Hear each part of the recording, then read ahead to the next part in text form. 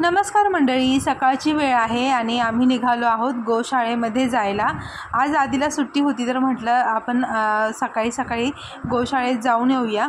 श्रावण महिना सुरू आहे त्यामुळे गोमातेचं दर्शन तर घ्यायलाच हवं।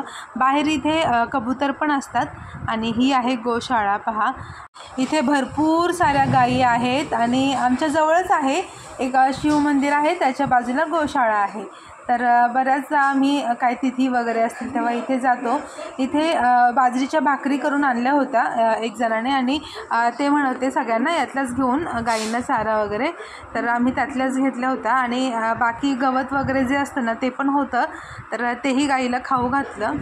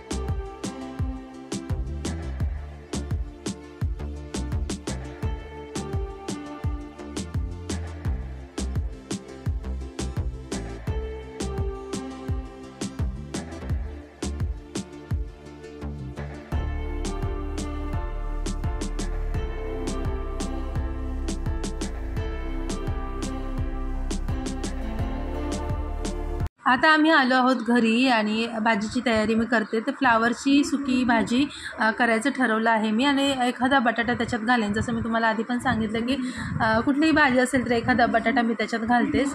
लहान मुलांचं कसं असतं की ते आवडीने खात नाही काही भाज्या, तर बटाटा घातला तर बटाटा तरी खाल्ला जातो त्यासाठी। तर फ्राय भाजी मी इथे बनवणार आहे।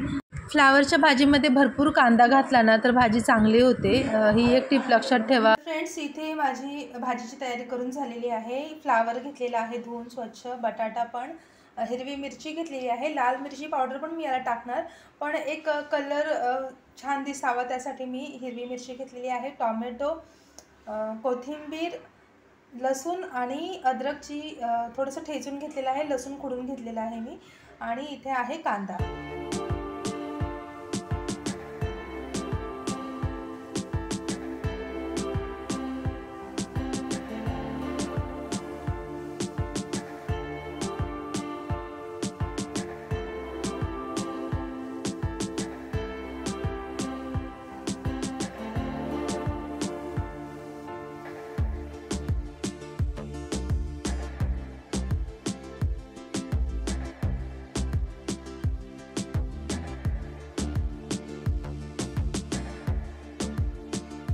तर बघा, आता जेवण रेडी आहे। चपाती, फ्लावरची भाजी, पालकची भाजी पण मी केली होती आणि कांदा, असं जेवण आम्ही केलं।